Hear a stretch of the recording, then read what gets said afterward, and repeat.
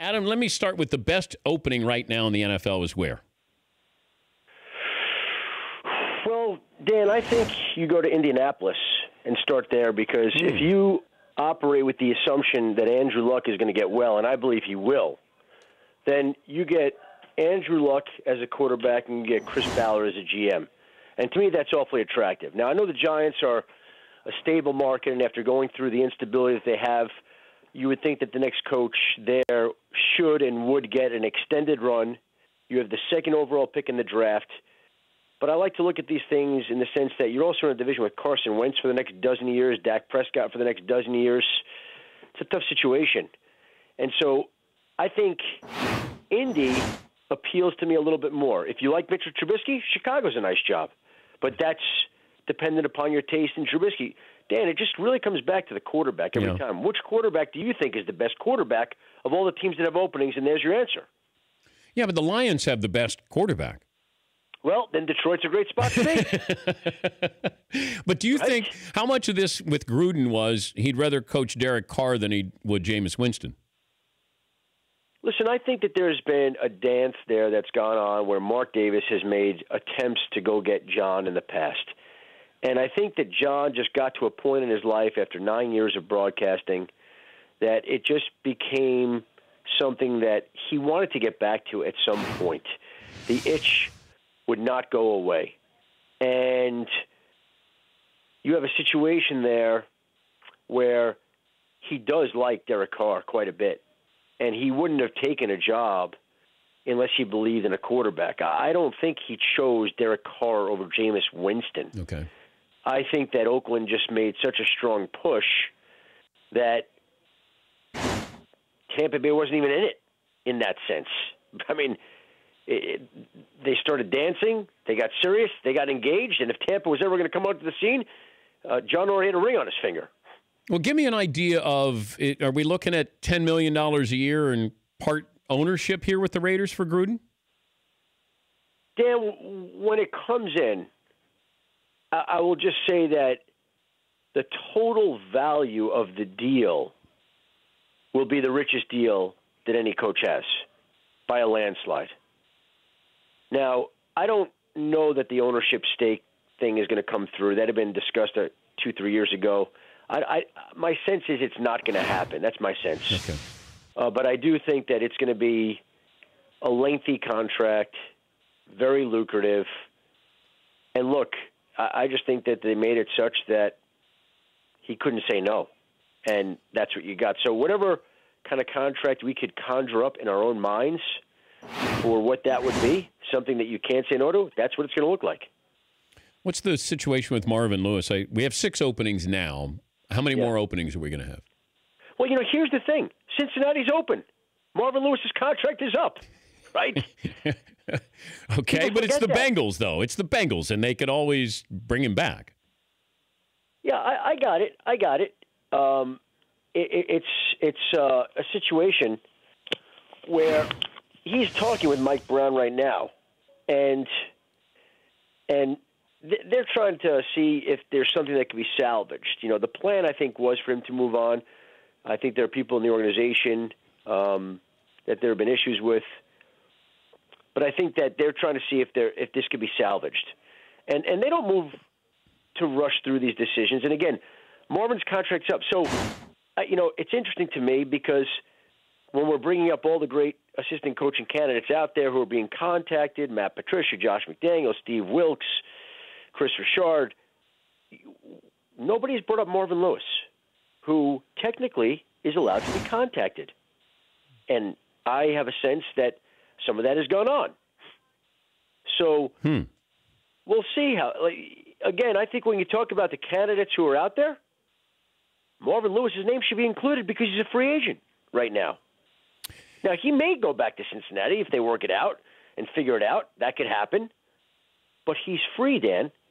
As of right now, he's really not the head coach of the Cincinnati Bengals. He's Adam Schefter is covering the Titans during the wild card weekend on Saturday for ESPN and ABC. Lisa Salter is covering the Chiefs, while Sean McDonough and John Gruden will call the game. Kickoff at 4:20 Eastern on the mothership. Why is it the Patriots only got what they got, a second-round pick for Garoppolo? Well, I think that's a complicated question, but I think that basically you got a situation there where I think ultimately, in the end, this was not a negotiation. This was not something where the Patriots went back and forth and said, okay, San Francisco, if you don't give us what we want, then we are going to go to Cleveland, which would have paid whatever it took to go get Jimmy Garoppolo. Look, they were willing to give up a 2 and a 3 for A.J. McCarron. Yeah. What's Jimmy Garoppolo worth? And I think that they woke up that morning, that Monday morning, the day before the trade deadline on October 30th, and made the decision, however they did, that they're going to trade Jimmy Garoppolo. And I believe it was as simple as a simple phone call to the Bay Area. You want Jimmy Garoppolo? Yeah. Okay, it's a 2. Okay. End of contract negotiation or trade discussion. Deal agreed to. Let's work it out. Let's let the appropriate people know. So I don't think it was something that they wanted to do. I think that it was something that they felt like they had to do. And Jimmy Garoppolo, to me, is already a top 10 quarterback, one of the best players in the league. And with him there in San Francisco, the 49ers are set for a long time. And I think the Patriots have questions long-term now without Garoppolo in the fold. Yeah, it feels like Cleveland, because when I was told Cleveland was going, they were offering more, and they were going to offer a first-round pick and then some. And that part of the arrangement was that he was not going to be traded to Cleveland. Do you believe that? I don't think this was – I do not believe this was a personal vendetta. Cleveland fired me. I'm not going to trade my guy to Cleveland. I do think that the relationship and the belief and trust that Bill Belichick had in John Lynch and Kyle Shanahan played a part where when they know that they're going to trade him, that we want to put him in a spot because we like this guy where we believe he's going to thrive out of our conference, away from our division, and we're going to put him in a spot where we think that he's with good people who give him a chance. Look, they could have traded him to Cleveland. Since then, Cleveland's fired its GM, brought in a new GM, questions about the coach. They weren't sending him to a spot that they didn't trust in their same conference. Let's send him out west, 3,000 miles away. Love John Lynch, great man. Respect Kyle Shanahan, great play caller. Jimmy's got a chance to survive and thrive there. And that's, I think, a big part of it. I think it was handpicked there. You know what? We like this spot. It's sort of like hitting a spot on the map, and I'm going to go there. And that's how they did it. They put the pin in the map and said, we're sending Jimmy here. It wasn't even like San Francisco, was calling around to get the guy loose. It was sort of like, hey, you just won $1 million. You want to claim it? Yeah, send it our way. Give me a wild card coaching name. Give me a name out of left field that nobody's thinking about talking about. Well, the Marvin Lewis name. I gave that to you because nobody's talking about him, and I think he figures into this carousel. Everybody's waiting for a decision in Cincinnati, and I guess that's fair because they have to figure out whether he is indeed going to be moving on from there or whether they could work something out. But the fact of the matter is to think that Marvin wouldn't be entertaining other ideas and other options at this point in time, I think would be naive. Yeah, but he's talked about being a GM. He's talking about being a broadcaster. Like, I don't know if his heart sounds like it's in it to coach anymore. Oh, I think it's in there to coach. It's just a question of what the opportunity and what the situation is. So to me, that's somebody that I think will be in the mix. The one that caught me by surprise yesterday was the Patriots linebackers coach getting a call to interview for the job, Brian Flores. We've heard about Josh McDaniels. We've heard about Matt Patricia. Was anybody talking about Brian Flores getting interviews? And the significance of that is if Matt Patricia leaves, and I believe he will, then Brian Flores, I would have thought, would have been a prime candidate to succeed him. And now he's already getting interviews, which tells you that even if he doesn't get a job this year, maybe next year he's a guy that we're talking about in the same way that we're talking about Steve Wilkes or Matt Patricia or Josh McDaniels this year. Hey, have fun this weekend. You're roaming the sidelines. Is that what you're going to be doing?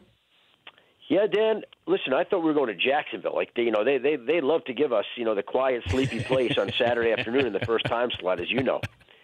And so I was all ready for Jacksonville, and even like, wait, we're going to Kansas City.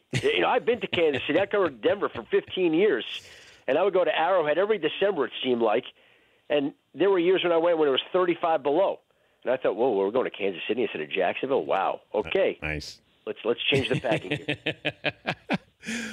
Have fun. Thank you, Adam. Happy New Year, Dan. You too, bud. Adam Schefter, he's covering the Titans in Kansas City, and the mothership has Wild Card Saturday. Their coverage begins at 4:20 Eastern. For more Dan Patrick Show, tune to Audience Channel 239 on DirecTV or download the Dan Patrick Show app.